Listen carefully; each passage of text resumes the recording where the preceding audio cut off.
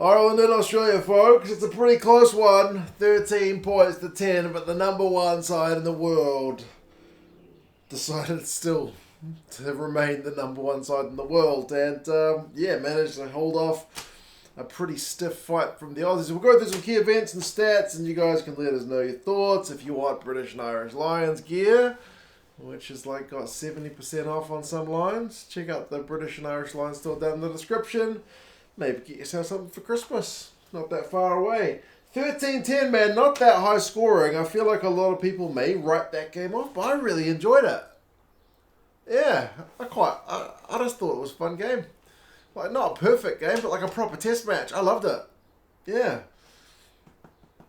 No Sexton, which was a bit of a surprise. Apparently he was a late withdrawal to the point where, Jack Crowley, very much at the opposite end of the experience scale, has to step up, wear the big man's actual jersey with the embroidery and everything on, with the name and everything. So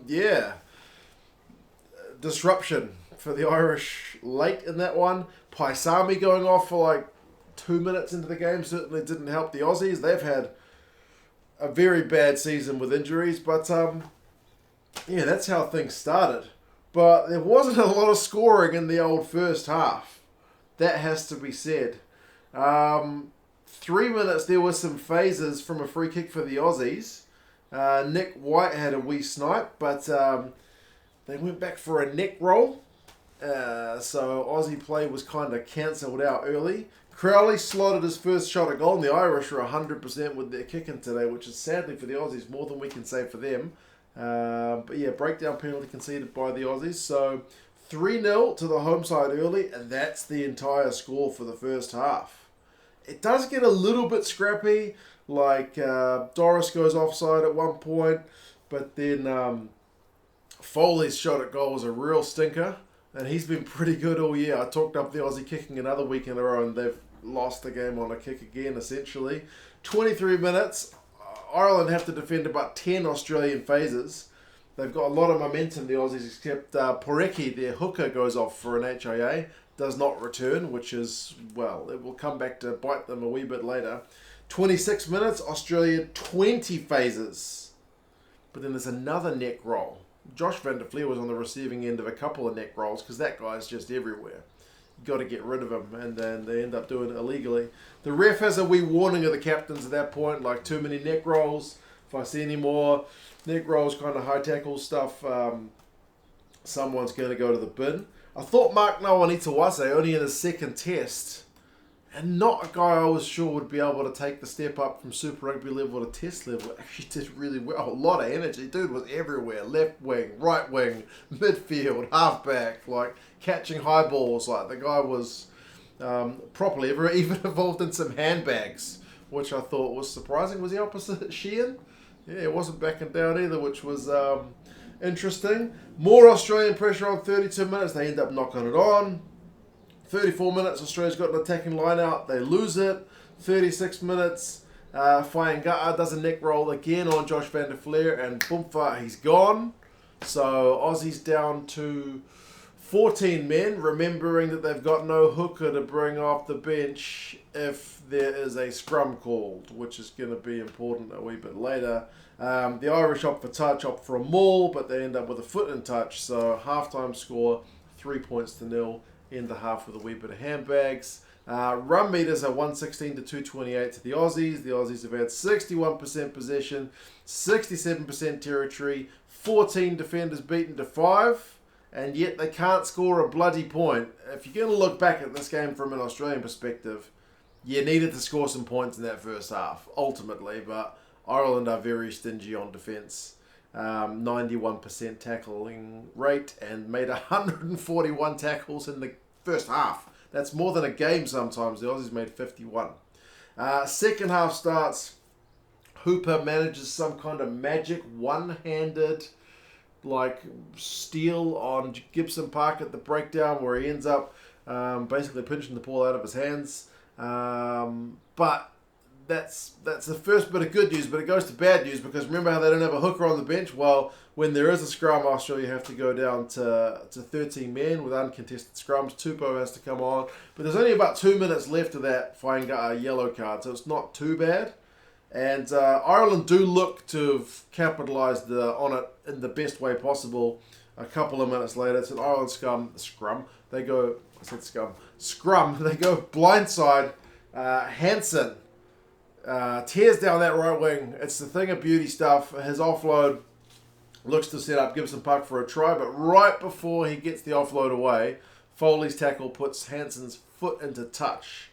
It's an on-field try, but gets overturned by the TMO. So great defence by Foley. Ireland ever so close at capitalising on that extra man, but not to be. Aussies back to 15, and then we head-on-head check for Valtini on Sheehan, but O'Keefe reckons there was like minimal kind of contact. He's probably right. I think the fact that Sheehan was carrying in the ball up in his chest, there was a bit of chest-on-chest contact. The faces kind of bumped into each other, but it was pretty innocuous, although Valtini did seem to go off. So despite the fact that TMO blew it up, O'Keefe says penalty only. I could have seen more because you've seen head-on-heads really punished, but I guess the contact wasn't huge. At least the Aussie commentary team I was listening to were not disappointed by the penalty only result. Actually, they kind of were. They wanted Ben O'Keefe to just get rid of the thing entirely. But anyway, 53 minutes. Remember, Tupou's come on. Big Australian scrum.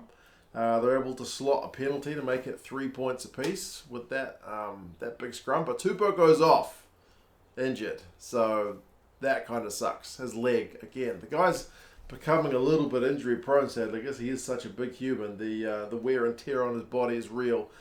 63 minutes, Gordon takes out Ringrose in the air. And then at that moment, 63 minutes, you could really feel the crowd at the Aviva get into the game as if to say to the Irish team, we want you to bloody score right now. And they did it. They went through a heap of phases. It's the most Irish team. This Irish team looked ball in hand, I think, for the whole game. You had Doris in the build-up making a big carry. You had Craig Casey. They had advantage, and then Aki is the one who's able to finish it off. So 10 points to 3. In this game, one try is looking like being enough because there's been no tries for 66 minutes. But wouldn't you know it, you get 2 within 5 minutes. It's always the way, isn't it? Australia pretty much hit straight back, eh? They also had a turn with advantage. And they also had some big ball carriers in the build-up. Skelton instead of Doris. And then the wide ball was Nawaqanitawase. Gets it to Pataya. And he goes over. Clutch conversion from Bernard Foley this time. 10 points apiece, wouldn't you know it? Now, speaking of clutch conversions, I was pretty happy for Ross Byrne. It's not a conversion, but it's a penalty. On 76 minutes, when the Irish scrum gets them a penalty, he's got a pretty tough kick to make. And Ross Byrne, kind of a much maligned guy at times. Every time he stepped up for Ireland, expectations are pretty high. Maybe things don't go as well as people expected. And the guy cops a bit of stick, but he slotted a really cool penalty to make it 13-10. So literally the match winner. And he did it, really, really well. So kudos to that man. I feel good for him because, as I said, he's had a bit of stick in the past.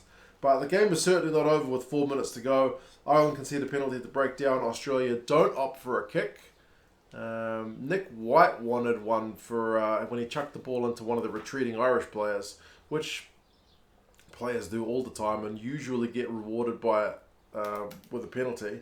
But very occasionally a ref will tell off the halfback and say, man, don't do that. And this was one of those cases, unfortunately, for the Australians.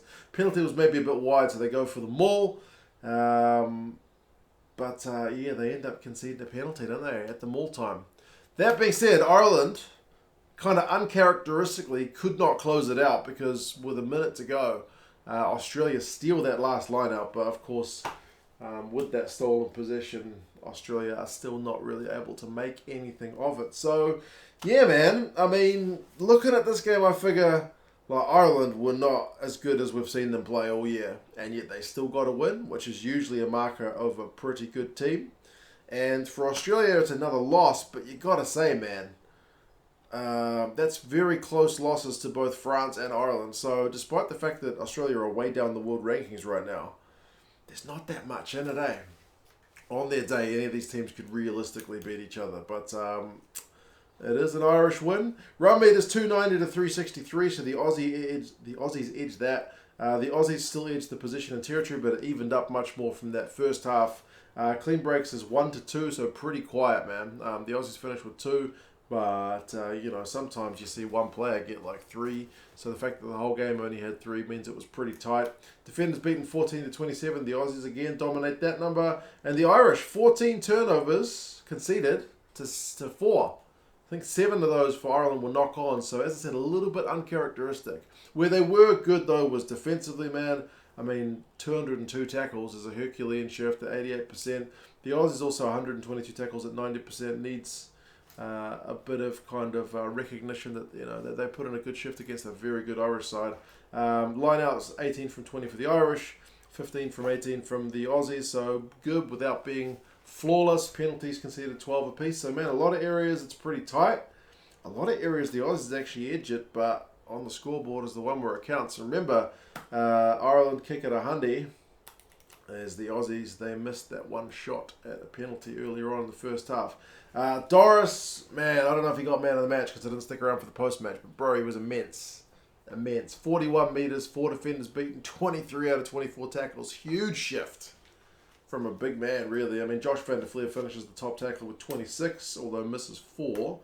Mack Nawaqanitawase, like I mentioned, 54 metres, a clean break, 4 defenders beaten, and 4 from 4 tackles from a guy who's usually not that defensively minded, but I thought he played pretty well. Michael Hooper, kind of unsurprisingly, top Aussie tackler, 16 from 16. But yeah, man, heartbreak for the Aussies again. But like I said, I wouldn't be too dejected, given they gave the Irish a good run, which they weren't really expected to. And as I said, for the Irish, I don't think that was your best shift, but you had to adjust late with no Sexton, and still managed to get a win. So there you go. Crowd will go home happy, I think. You guys let us know your thoughts. I'm off to watch the remaining games that I haven't yet seen. The South Africans heading to Italy and the Georgians heading to Wales. Should be a bit of fun. You guys let us know your thoughts, and I'll talk to you guys again soon. See you later.